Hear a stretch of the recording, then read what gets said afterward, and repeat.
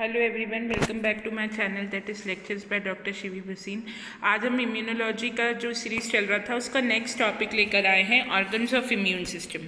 ठीक है, अब ऑर्गन्स ऑफ इम्यून सिस्टम जैसा कि मैं आपको ऑलरेडी इम्यूनोलॉजी में पढ़ा चुकी हूँ। सेल्स ऑफ इम्यून सिस्टम हमने देखा था कि किस तरह से एंटीजन जब बॉडी में एंटर करता है तो उसके अगेंस्ट बॉडी जो है वो रिस्पॉन्ड करती है, और कौन कौन से सेल्स इस एक्वायर्ड इम्यून रिस्पॉन्स में इन्वॉल्व होते हैं।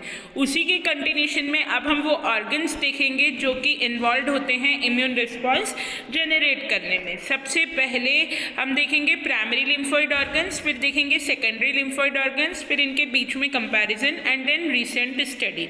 अब सबसे पहले बात करें लिम्फोइड ऑर्गन्स की, तो जो लिम्फोइड ऑर्गन्स होते हैं हमारे इम्यून सिस्टम के, ये वो ऑर्गन्स होते हैं जहाँ पर कहीं ना कहीं या तो किसी लिम्फोसाइट का प्रोडक्शन हो रहा हो या फिर लिम्फोसाइट का एंटीजन से इंटरैक्शन हो रहा हो।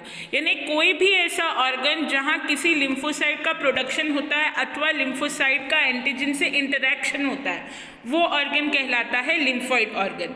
और lymphoid organs broadly they are classified into two categories. ये दो में विभाजित किए जा सकते हैं।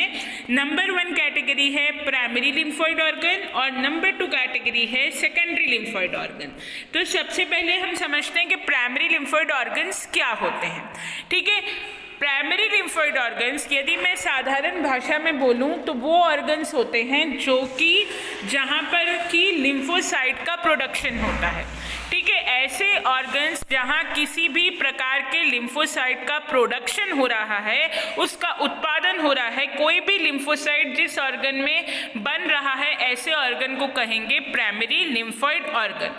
ठीक है, और प्राइमरी लिम्फोइड ऑर्गन में ज़्यादातर लिम्फोपोइसिस होता है, यानी कि लिम्फोसाइट्स का प्रोडक्शन होता है।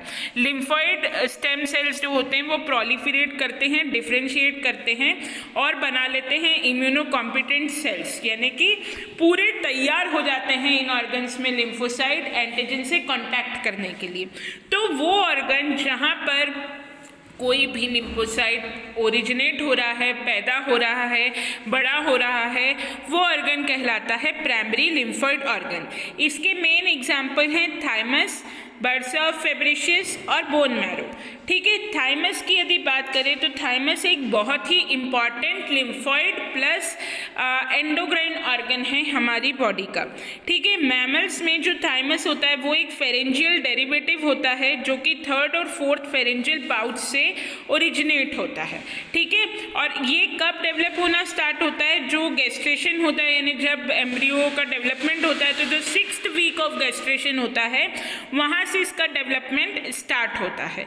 ठीक है, थाइमस इतना इंपॉर्टेंट क्यों है, क्योंकि थाइमस में प्रोडक्शन होता है हमारी बॉडी के सबसे इंपॉर्टेंट लिम्फोसाइट्स जो होते हैं टी सेल्स, जिनके बारे में मैंने आपको पहले भी बताया था कि टी हेल्पर सेल पे पूरी की पूरा इम्यून रिस्पॉन्स बॉडी का टिका होता है। तो जो टी सेल्स का मैच्योरेशन है वो थाइमस में होता है। ठीक है, और टी सेल्स जो है वो बन के पूरे तैयार होके थाइमस से बाहर निकलते हैं, और ये इम्यूनो कॉम्पिटेंट सेल्स होते हैं। बॉडी में इन्फेक्शन किसी भी लेवल पर हो, बॉडी में इम्यून रिस्पॉन्स का जनरेशन किसी भी लेवल पर हो, सबसे पहले फंक्शनल कौन होते हैं, सबसे पहले फंक्शन में आने वाले सेल्स होते हैं टी हेल्पर सेल्स।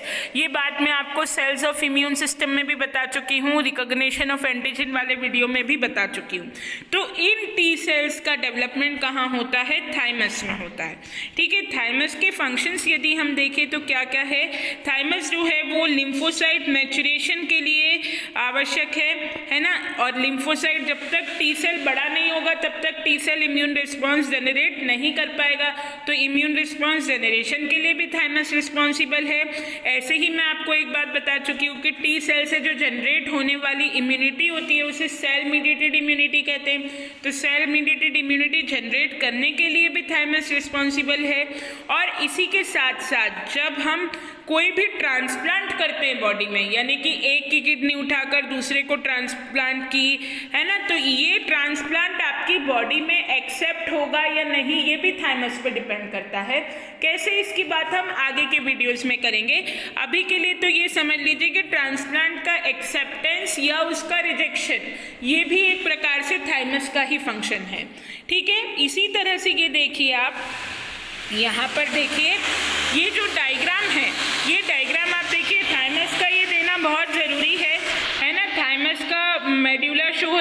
अंदर का रीजन और बाहर का रीजन कॉर्टेक्स शो हो रहा है, थाइमिक कॉर्पस्कल्स शो हो रहे हैं, थाइमिक लोब्यूल्स शो हो रहे हैं। ये डायग्राम इंटरलोब्यूलर सेप्टम शो हो रहा है। ये डायग्राम आपको देना बहुत ज़रूरी है, ठीक है।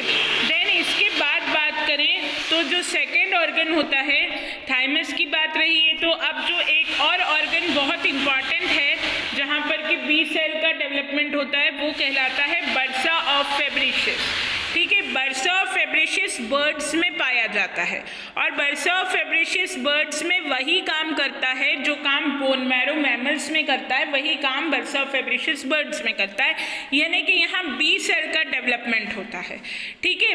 और स्ट्रक्चरली जो बर्सा होता है उसमें लिम्फॉइड सेल्स होते हैं और लिम्फॉइड सेल्स एम्बेडेड होते हैं एपिथेलियल टिश्यू में, ठीक है। वो कहाँ ढके हुए पाए जाते हैं? एपिथेलियल टिश्यू में, जहाँ एक हॉलो सैक होती है, एक हॉलो बैग लाइक स्ट्रक्चर होता है और हर लिम्फॉइड फॉलिकल जो है वो दो हिस्सों में बटा होता है, ठीक है। Every lymphoid follicle is divided into two, cortex and medulla. बाहर का जो हिस्सा होता है, बाहरी हिस्सा, वो कॉर्टेक्स कहलाता है और जो अंदरूनी हिस्सा है वो मेड्यूला कहलाता है। कॉर्टेक्स जो है उसके अंदर लिम्फोसाइट्स, प्लाज्मा सेल्स और मैक्रोफेजेस होते हैं।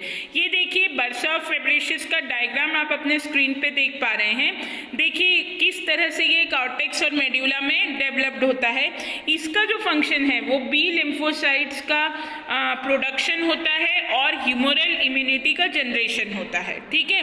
आगे जाके हम देखेंगे कि बर्सा ऑफ फेब्रिशियस और बोन मैरो ये दोनों प्रकार के ऑर्गन्स के बतौर काम करते हैं। They function as primary lymphoid organs and they function as secondary lymphoid organs also, ठीक है। अब हम बोन मैरो की यदि बात करें तो बोन मैरो जो है उसको एक प्राइमरी लिम्फोइड ऑर्गन के रूप में भी देखा जाता है, but it has the capacity of working as a secondary lymphoid organ also, ठीक है। यानी कि एक प्राइमरी लिम्फोइड ऑर्गन भी है, यानी यहाँ पर टी सेल्स जो होते, बी सेल्स जो होते हैं उनका मैचुरेशन होता है, वो बड़े होते हैं और ये सेकेंडरी लिम्फोइड ऑर्गन की तरह भी काम करता है। सेकेंडरी लिम्फोइड ऑर्गन क्या होते हैं ये मैं आगे बताऊंगी आपको, ठीक है। अभी हम इसका वही एस्पेक्ट देख रहे हैं जो प्राइमरी लिम्फोइड ऑर्गन की तरह काम करता है, यानी कि मैंने आपको पिछले वीडियोस में बताया है कि हीमोपोएटिक स्टेम सेल की जो स्टेज होती है वो बोन मैरो में पाई जाती है।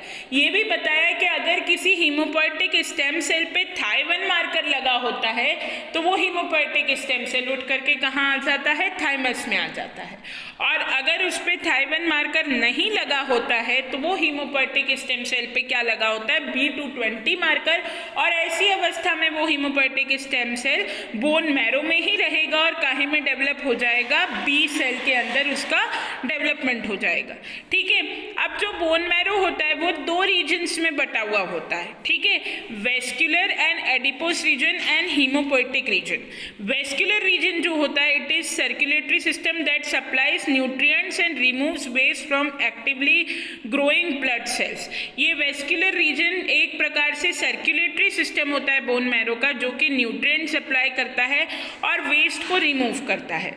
और जो दूसरा हाफ है बोन मैरो का, जो हीमोपोएटिक रीजन है, वो इन्वॉल्व होता है blood cells, stem cells, red blood cells, इनके प्रोडक्शन, ठीक है। तो बोन मैरो को हम दो हिस्सों में बांट के पढ़ सकते हैं। पहला हुआ उसका वेस्कुलर एंड एडिपोस रीजन, जो कि सर्कुलेटरी सिस्टम की तरह काम करते हुए सारे न्यूट्रिएंट सप्लाई करता है और वेस्ट को रिमूव करता है।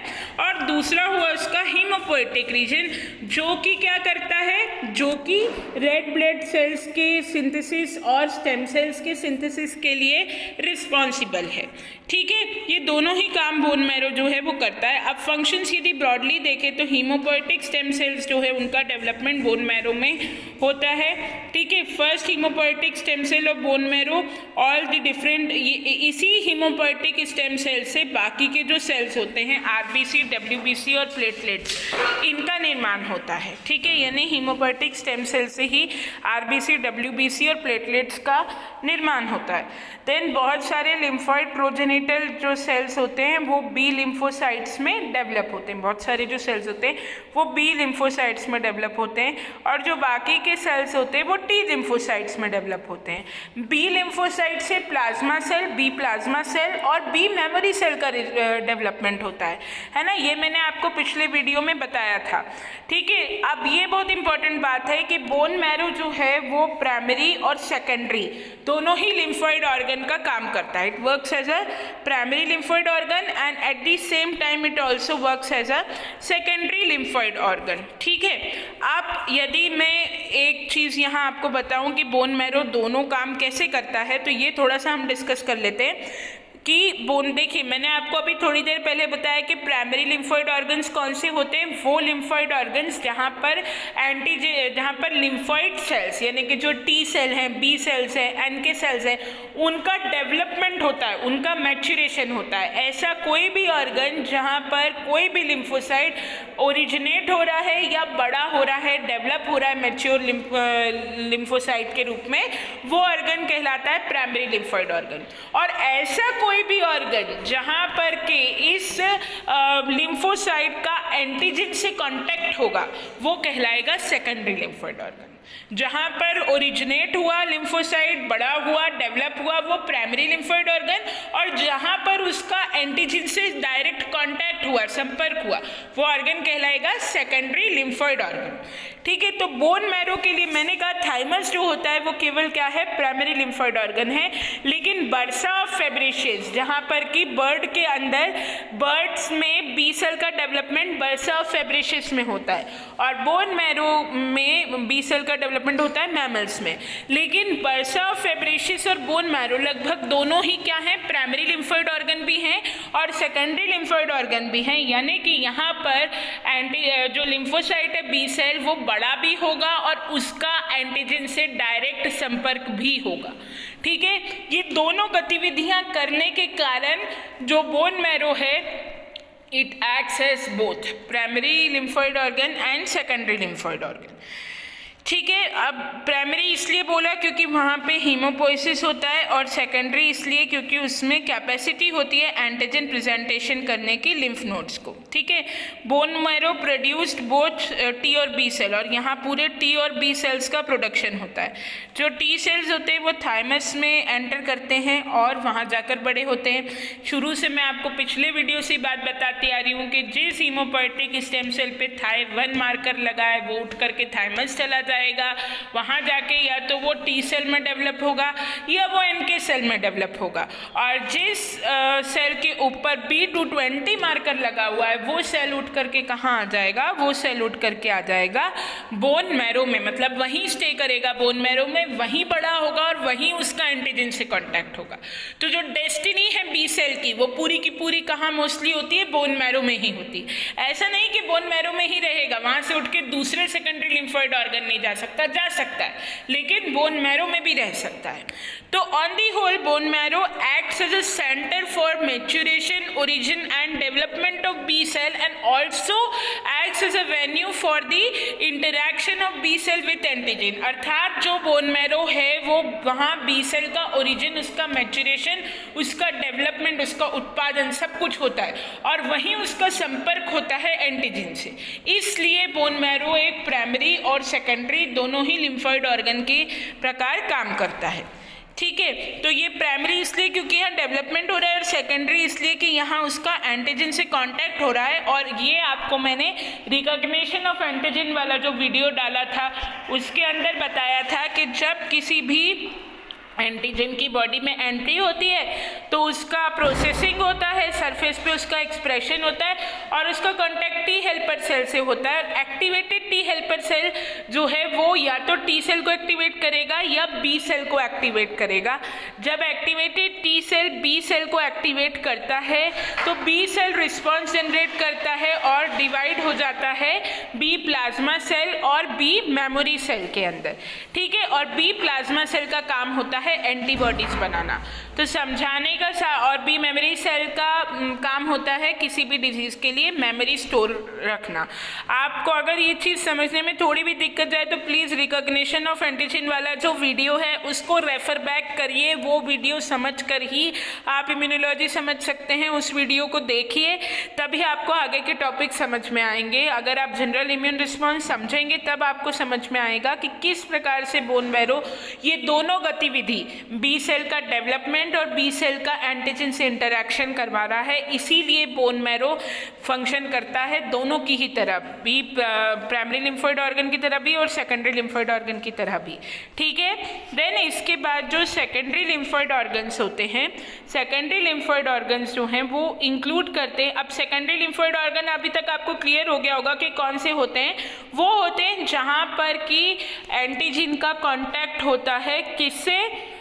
लिम्फोसाइट से। किसी भी लिम्फोसाइट का जहां एंटीजन से डायरेक्ट कांटेक्ट हो, ऐसे ऑर्गन्स को कहते हैं secondary lymphoid organ. Secondary lymphoid organs में आते हैं lymph node, spleen, Peyer's patches, mucosa associated lymphoid tissue यानी कि माल्ट, ये बहुत इंपॉर्टेंट है, mucus associated lymphoid tissue and tonsils. ये माल्ट जो है ये डाइजेस्टिव सिस्टम में आने वाले एंटीजन्स की ट्रैपिंग के लिए रिस्पॉन्सिबल है। ठीक है, अब हम पहले बात करें लिम्फोसाइट की, लिम्फ नोड की। लिम्फ नोड क्या है? In the lymphatic system a lymph node is a secondary lymphoid organ. ये एक स्पेसिफिक सेकेंडरी लिम्फोइड ऑर्गन है, मतलब ये सिर्फ वो जगह देता है जहां पर किसी भी लिम्फोसाइट का इंटरेक्शन डायरेक्टली एंटीजन से हो सकता है। ये बीम शेप्ड एनकैप्सुलेटेड ऑर्गन होता है जो कि कनेक्टिव टिश्यू से कनेक्टेड होता है और एक रेटिकुलर पैटर्न के साथ एक दूसरे से इसके जो लोब्यूल्स होते हैं वो जुड़े होते हैं। ये देखिए, अब आप इस डायग्राम को देखें तो यहाँ पर आप देख सकते हैं कि किस तरह से ये एक बीन शेप्ड ऑर्गन है, दो में पूरा का पूरा डिवाइडेड है। इंटरनल पोर्शन जो है वो मेड्यूला है, बाहर का पोर्शन जो है वो कॉर्टेक्स है। कैसे इसके अंदर लोब्यूल्स हैं, एफरेंट और इफरेंट आर्ट्रियोल हैं, एक ब्लड लेके आ रहा है, एक ब्लड लेके जा रहा है। ठीक है, अब यदि हम इसकी फंक्शनिंग की बात करें तो इसके अंदर मैक्रोफेजेस, लिम्फोसाइट्स और डेंड्राइटिक सेल्स, तीनों ही प्रकार के सेल पाए जाते हैं। एक बात ध्यान में रखिए, जहां भी कभी मैक्रोफेजेस या डेंड्राइटिक सेल का नाम आया, समझ जाइए कि एंटीजन प्रेजेंटिंग सेल है। इस एरिया में जब भी एंटीजन एंटर करेगा, इनका प्रथम कार्य होगा एंटीजन को एंगल्फ करना और अपने सरफेस को के ऊपर प्रेजेंट कर देना। ठीक है, फिर वही प्रोसेस चलेगा जो मैंने आपको रिकॉग्निशन ऑफ एंटीजन में बताया था कि एक बार एंटीजन एपीसी द्वारा एंगल्फ कर लिया गया तो वो उस एपीसी द्वारा अपने सरफेस पे एक्सप्रेस होगा विद एमएससी क्लास सेकेंड, क्योंकि सामने से कांटेक्ट करेगा, सामने से उसका कांटेक्ट होगा टी हेल्पर सेल से। टी हेल्पर सेल के ऊपर प्रेजेंट होता है टीसीआर CD3 जो एंटीजन प्रेजेंटिंग सेल पर उपस्थित एंटीजन को रिकॉग्नाइज करेगा, और टी हेल्पर सेल पे प्रेजेंट होता है CD4 मार्कर जो कि एंटीजन प्रेजेंटिंग सेल पर उपस्थित किसको रिकॉग्नाइज करेगा? किसको? एमएससी क्लास सेकंड को रिकॉग्नाइज करेगा। ठीक है, जैसे ही एमएससी क्लास सेकंड और CD4 मॉलिक्यूल के बीच में कॉम्प्लेक्स फॉर्म होगा, उसी समय TCR CD3 और एंटीजन के बीच में कॉम्प्लेक्स फॉर्म होगा। ठीक है, उसी के साथ साथ एक्टिवेशन होगा टी हेल्पर सेल का। टी हेल्पर सेल की जो निशानी होती है वो ये होती है कि वो इंटरल्यूकिन सिक्रीट करता है। जब भी कोई T helper cell interleukin secrete करता है, इसका मतलब होता है कि वो एक्टिवेट हो चुका है। एक एक्टिवेटेड टी हेल्पर सेल ही सक्षम है टीसी सेल को एक्टिवेट करने में और बी सेल को एक्टिवेट करने में। तो यदि एक बार लिम्फ नोड में कोई टी हेल्पर सेल एक्टिवेट हो गया तो या तो वो बी सेल को एक्टिवेट करेगा और ह्यूमरल इम्यूनिटी को एक्टिवेट कर देगा और बी सेल डिफरेंशिएट कर जाएगा बी प्लाज्मा सेल और बी मेमोरी सेल में, और या फिर वो क्या करेगा, या फिर वो टीसी सेल को एक्टिवेट करेगा और टीसी सेल बदल जाएगा, टीसी सेल काहे में बदलेगा? CTL में, और इसी तरीके से ये CTL जो है ये अल्टर्ड सेल की यहाँ पे भी लाइसिस करेगा। अब ये जो पूरी स्टोरी लिम्फ नोड में इम्यून रिस्पॉन्स जनरेट कैसे हुआ मैंने बोली, इसे समझने के लिए प्लीज़ आप रिकॉग्निशन ऑफ एंटीजन के वीडियो को देखिए। जब तक आपको वो डायग्राम समझ में नहीं आएगा तब तक आपका ये सब समझने का कोई मतलब नहीं है। उस वीडियो को 1 बार 2 बार 3 बार देखिए, जब उसको वो समझ लेंगे तो आपको ये पूरी बात समझ में आएगी जो मैंने आपको अभी समझाई। मैंने सिर्फ आपको अभी ये समझाया कि लिम्फ नोड में किस तरीके से एंटीजन के अगेंस्ट इम्यून रिस्पॉन्स जनरेट हो रहा है, और किसी भी इस ब्रह्मांड के किसी भी एंटीजन के अगेंस्ट आपकी बॉडी उसी तरह से इम्यून रिस्पॉन्स जनरेट करेगी जो मैंने रिकॉग्निशन ऑफ एंटीजन वाले वीडियो में आपको बताया। वही स्टोरी मैंने अभी बोली, वहाँ उस वीडियो में वो डायग्राम के साथ एक्सप्लेन की गई है, तो आप देख लेंगे तो आपको समझ में आ जाएगा। पर जब तक वो कंसेप्ट क्लियर नहीं होगा तब तक आप आगे नहीं बढ़ पाएंगे, दूसरे टॉपिक इम्यूनोलॉजी के नहीं समझ पाएंगे। ठीक है, अब लिम्फ नोड का फंक्शन देखें तो उसका फंक्शन क्या है? इन्फेक्शन से फाइट करना, ठीक है, और लिम्फ को भी क्लीन करना, लिम्फ के सारे पैथोजेंस को रिमूव करना, और जो नोड्स वगैरह डैमेज हो गए, कैंसर सेल्स हैं, तो उनको बॉडी से बाहर करना। ये सब जो है ये लिम्फ नोड के फंक्शंस हैं, है ना। तो ये भी आपको क्लियरली पता होने चाहिए। देन हम नेक्स्ट जो ऑर्गन की बात करें जो कि अगेन सेकेंडरी लिम्फोइड ऑर्गन है, तो ये है स्प्लीन। ठीक है, स्प्लीन एक बहुत ही इम्पॉर्टेंट जिसको हमें कहना चाहिए इम्यून सिस्टम का ऑर्गन है। आपने कहीं पढ़ा होगा इसे ग्रेवयार्ड ऑफ आरबीसी भी कहा जाता है ना। आरबीसी मरने के बाद जो है वो स्प्लीन की तरफ ही जाते हैं।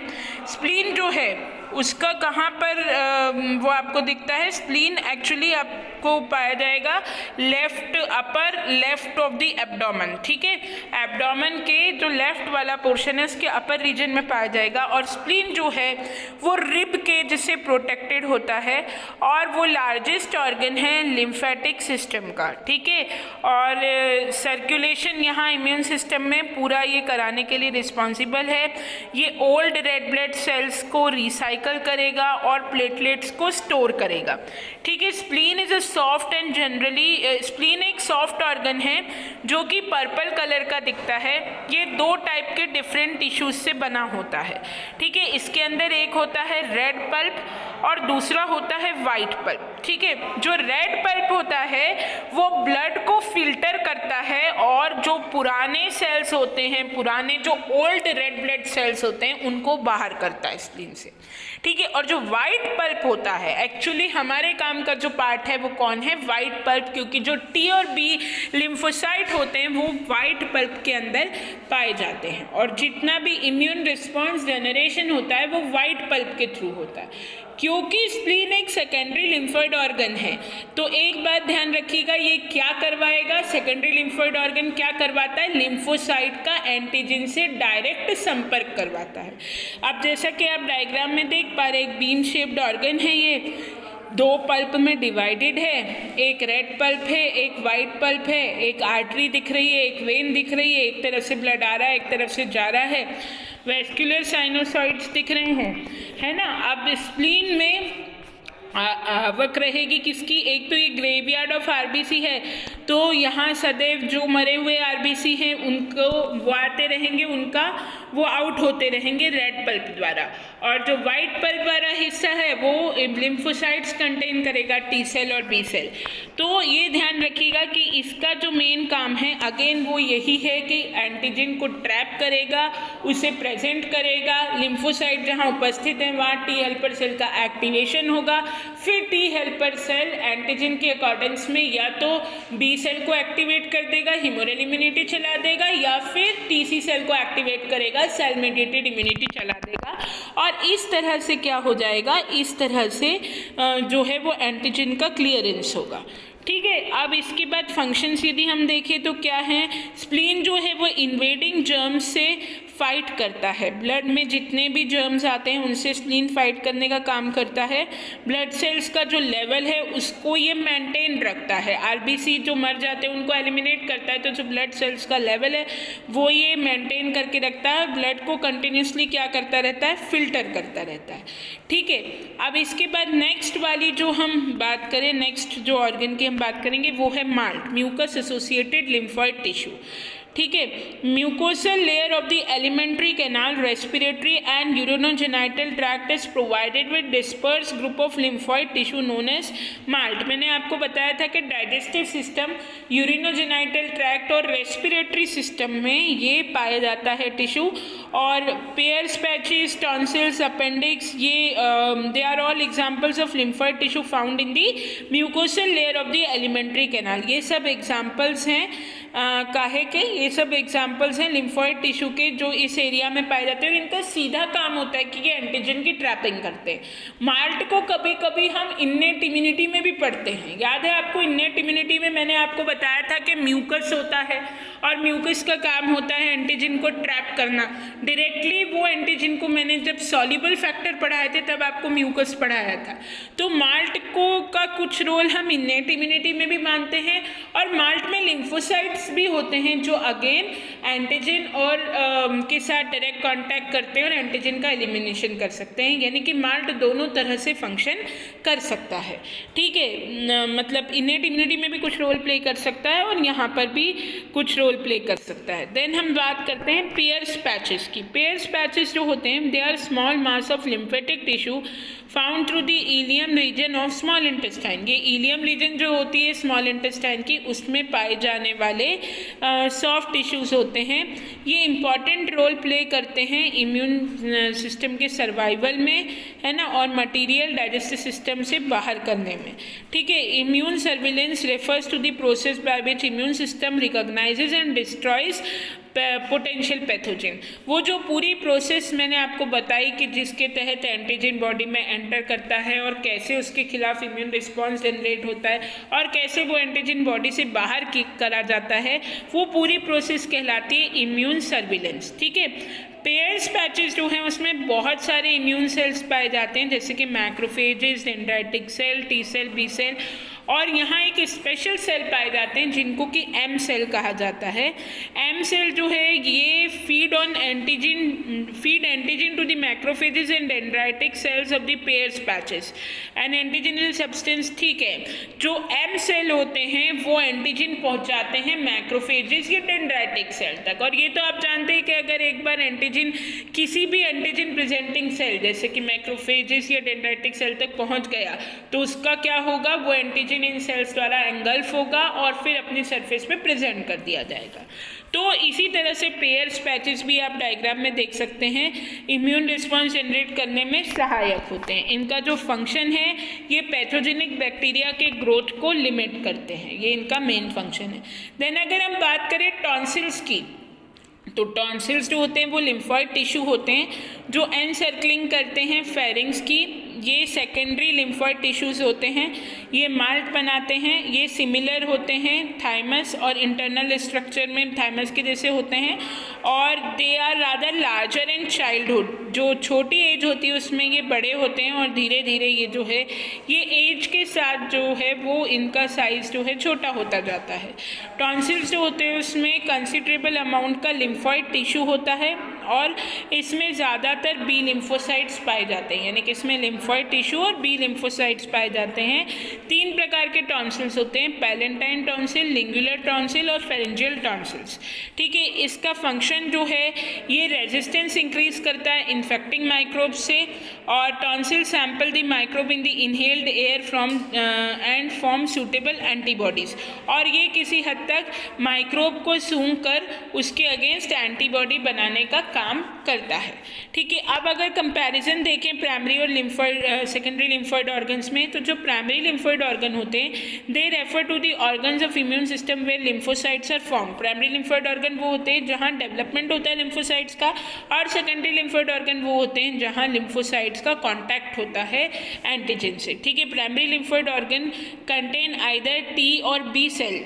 ठीक है, वाइल सेकेंडरी लिम्फोइड ऑर्गन जो होते हैं उनमें टी सेल, बी सेल और इसके अलावा मैक्रोफेजेस, डेंड्राइटिक सेल्स ये भी होते हैं क्योंकि वहाँ इम्यून रिस्पॉन्स जनरेट होना होता है और प्राइमरी लिम्फोइड ऑर्गन में केवल इम्यून जो लिम्फोसाइट्स है उसका डेवलपमेंट होता है। Their role is a major difference between primary and secondary lymphoid organ. Primary lymphoid organ allow lymphoid stem cell to proliferate, differentiate and mature, whereas secondary lymphoid organ allow lymphoid cells to become become functional. सीधे तौर पे यदि बात करें तो जो primary lymphoid organ होते हैं वो मैच्योरेशन, प्रोलिफरेशन या डिफ्रेंशिएशन, यानी कि बड़ा होना, मैच्योर होना, मतलब और डिफ्रेंशिएट होना लिम्फोसाइट का, ये करवाते हैं। और सेकेंडरी लिम्फोइड ऑर्गन जो है वो उसे फंक्शनल बनाते हैं, लिम्फोसाइट का अस्तित्व प्रदान करते हैं, उसकी फंक्शनल एस्पेक्ट को डेवलप करते हैं। ठीक है, देन इसके बाद अगर बात करें रिसेंट स्टडीज़ की तो 2010 से ओवरव्यू ऑफ इम्यून रिस्पांस में काम हो रहा है और 2016 में इम्यून सिस्टम की जो पूरी सेल्स और जो ऑर्गन इन्वॉल्व रहते हैं उसके ऊपर स्टडी हो चुकी है। कंक्लूड करें यदि इस टॉपिक को तो उसमें हम ये देख सकते हैं कि जो मॉर्फोलॉजिकल और फंक्शनल एस्पेक्ट है इम्यून सिस्टम का वो धीरे धीरे इवोल्यूट हुआ, मतलब इवोल्यूशन में चेंजेस आए हैं इम्यून सिस्टम की वर्किंग में।